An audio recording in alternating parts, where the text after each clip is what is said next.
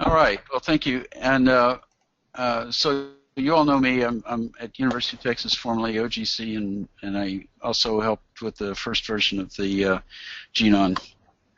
So seeing if I can get back in circulation. But it's 7 o'clock in the morning for me, and that's a little awkward for telecons. Okay, so what is EarthCube? This is really a goal. EarthCube's goal is to catalyze the scientific mission of geosciences community by leveraging modern technology. And the idea is they want the technologists to listen to these scientists and build what these scientists can understand and use, and not just build things that technologists think are cool. And so there's a juggling about that, which takes place among these committees. So this technology and architecture committee are the technology geeks. The science committee are the geoscientists, and this isn't limited to Earth and space science. But that's mainly what it is. It's EarthCube, not BioCube. The Council for Data Facilities was one of the early additional structures that formed after EarthCube started, and wow. Interesting sound effects going on. Could somebody put themselves on mute and hear the background noise?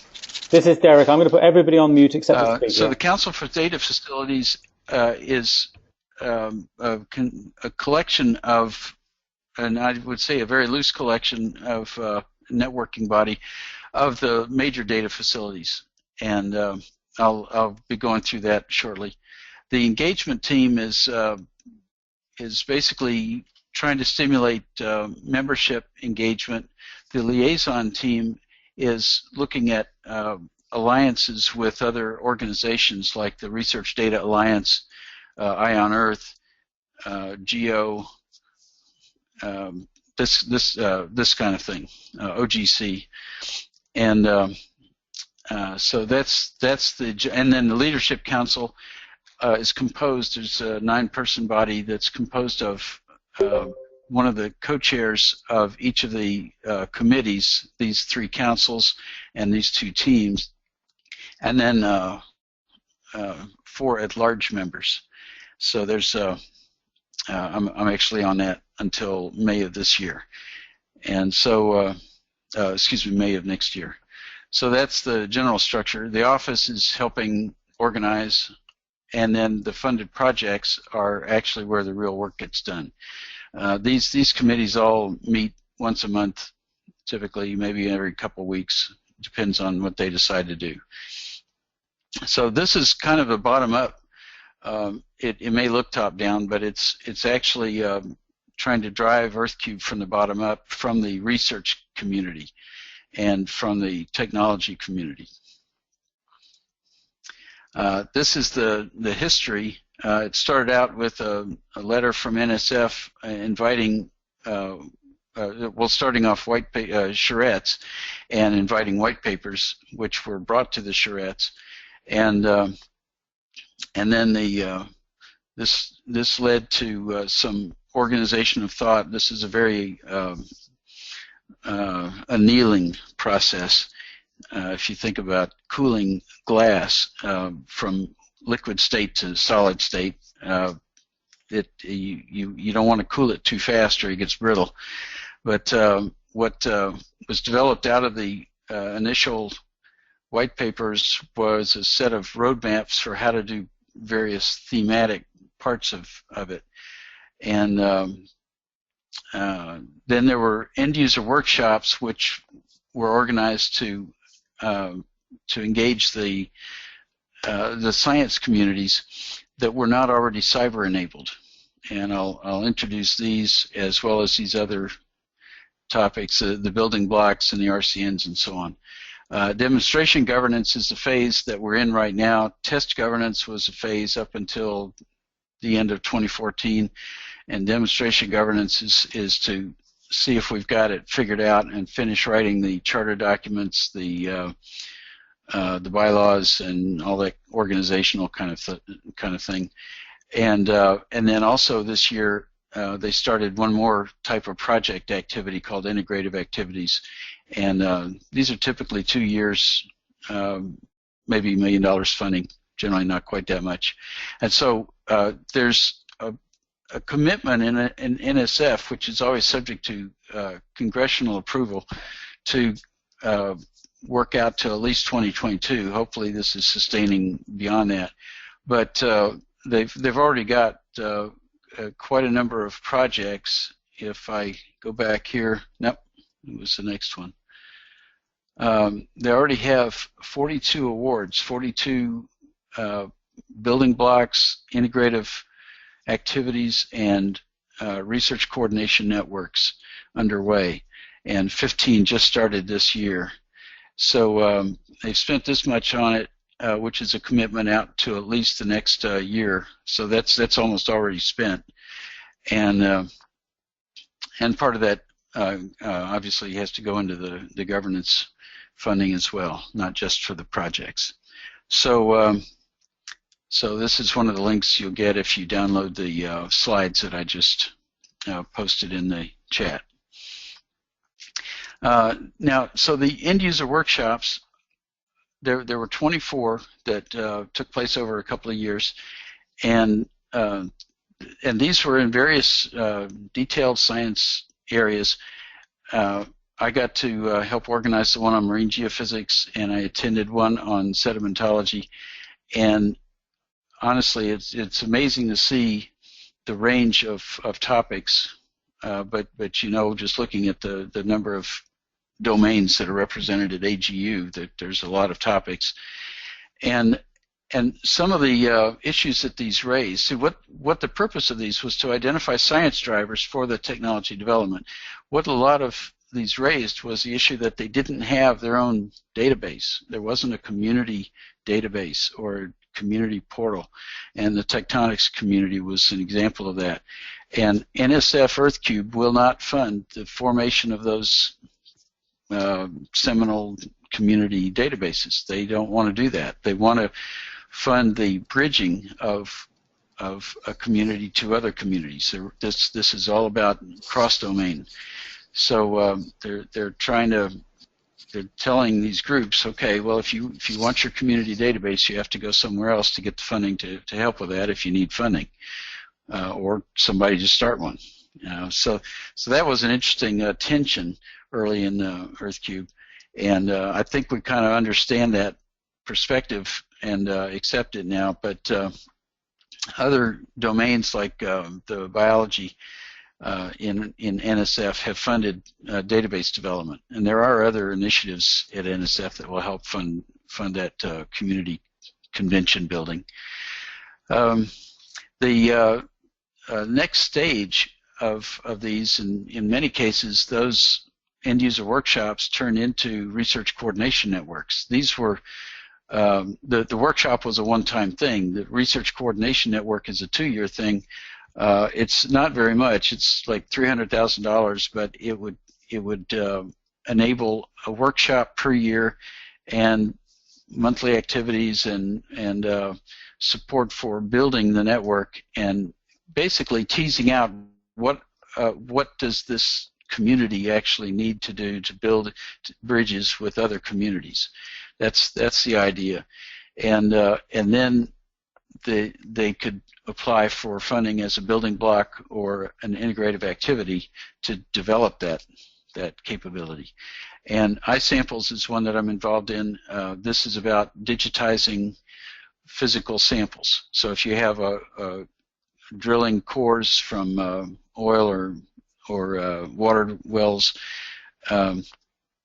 the cores are preserved, and the metadata about those cores is generally a case for data rescue.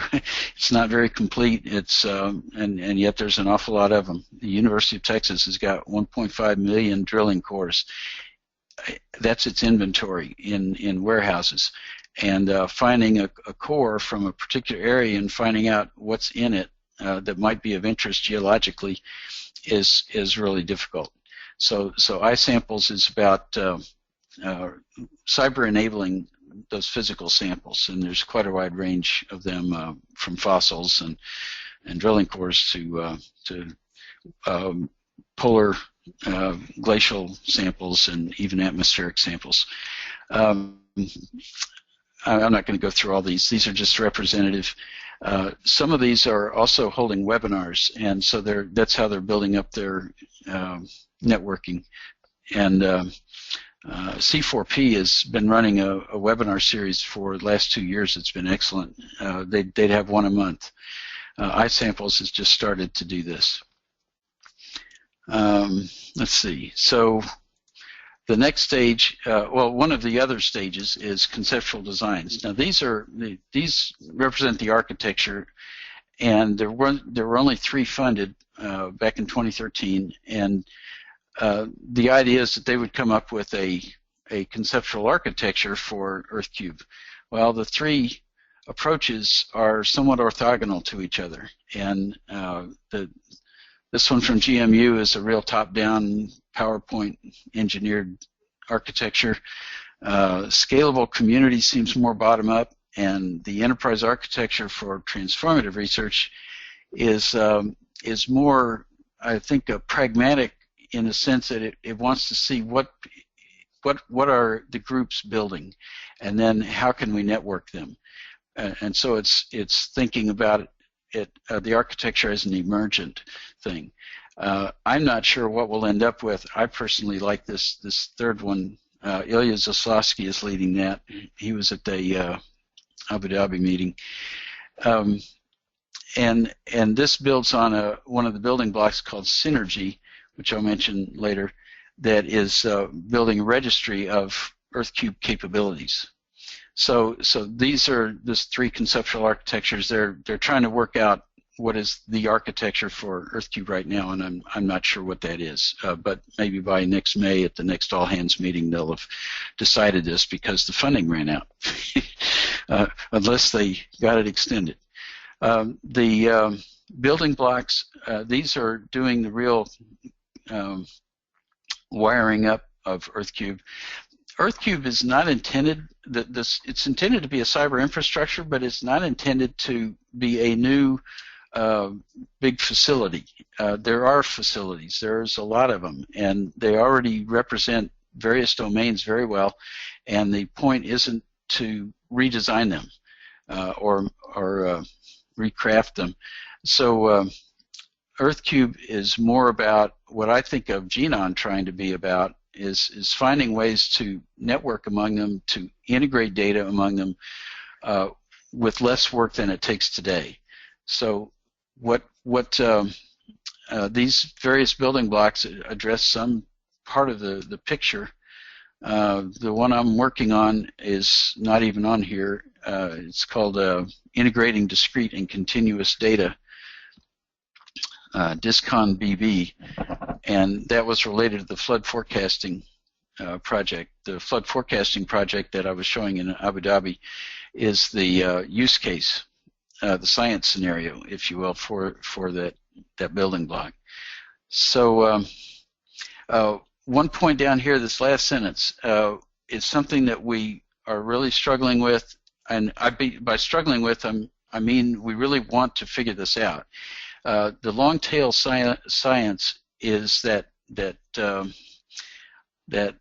large number of small research centers or small, or individuals who are generating data, and it's living on their laptop or their desktop or their local computer somewhere, their local server, and it's not accessible. It's not contributing to the community itself. It's not directly contributing to the community. A lot of people feel like scientists feel like their publications should be all you need to know about their data, and they don't want to expose their data because they went to a lot of trouble for it, and there might still be some benefit in mining it, and they don't want to give that away. So this dark data and long-tail science is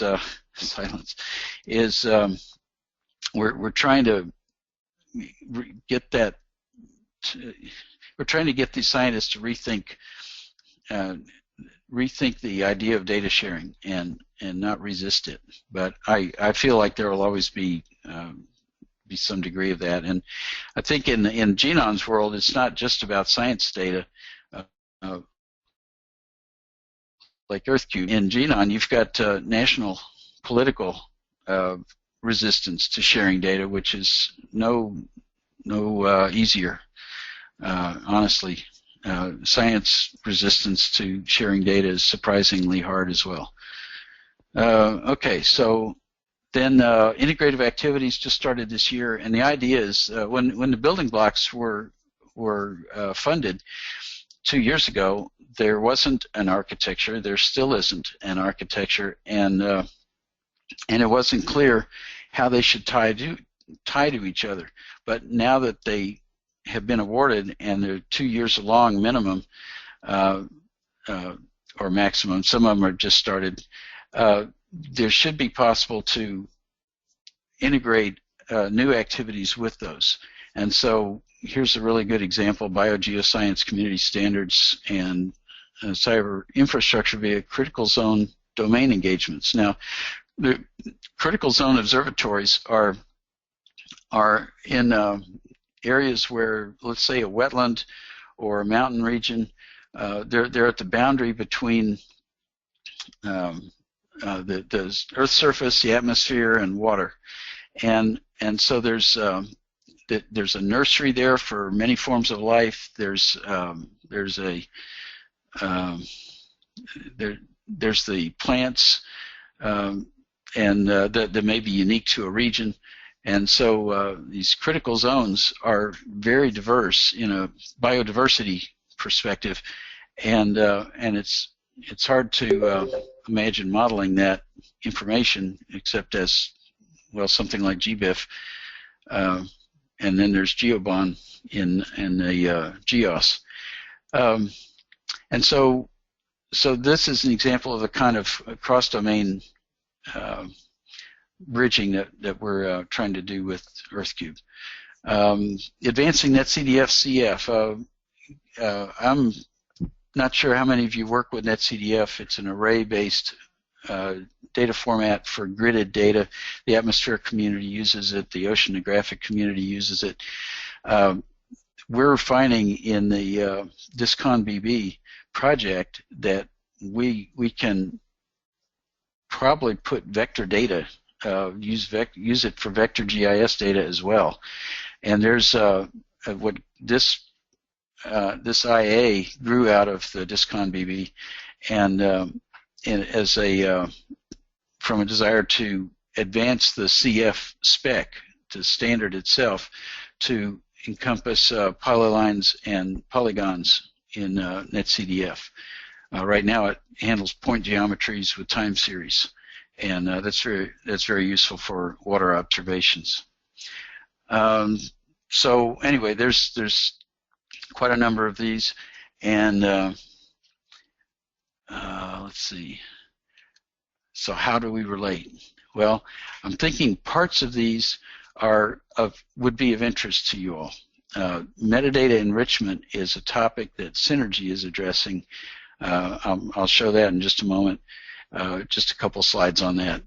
Catalog brokering is something that Steve and Rob were kind of putting in perspective against GNON at the Abu Dhabi meetings, and I think you all are well aware of these efforts already, so I don't need to talk too much about it. But there is a BCube is an EarthCube version of the GEOS discovery and access broker, and I mean, it's the same broker. It's just being reinstantiated for certain domains and for studying to see how well it might support the EarthCube. And there's some other semantics-oriented building blocks that this is kind of on the edge of my knowledge base, so I can't talk to these as well as I'd like, but I'm really interested to see how they emerge. I think the whole sense of how semantics need to be how Earth observation data needs to be semantically represented. This has really gone through some evolution since EarthCube started. There's a group of folks that think that everything should be in a triple store, everything. And then there's others that say, well, you just can't do that and get performance out of a regular, you can't get the performance you get from a relational database. And so what's emerged has been kind of a hybrid, best of both worlds, and some of this is general technology available now. There's graph databases. There's like Neo4j. There's a project, an EarthCube project, that is trying to enable project evolution, database evolution, by modeling the project in a PostGIS database and a Postgres database, a SQL database, and modeling the evolution of the schema with Neo4j, and so they want to make it possible to support schema evolution and moving a data set from one version of the schema to another version of the schema on demand. And that, I don't know how much you guys know about database, but that's kind of magic. That would be magic, getting to that point. But that's where this is going, and maybe that could inform GNON, or GNON could inform that. I'd just like to see how we integrate the two perspectives. So got a note here that EarthCube is mainly a U.S. initiative, but Europe has a project called Coopeus, C-O-O-P-E-U-S, that may have completed. That may have just been a short-term thing, but they have a similar interest in cross-domain data and model sharing. Australia, Geosciences Australia is an organization that's involved in, well, they were at the GNON meeting and in Abu Dhabi, and they're very involved in, they're tracking what's going on in EarthCube and coordinating with it to some degree. And so this internationalization is happening. Here's just a quick glimpse of the metadata enhancement. They're trying to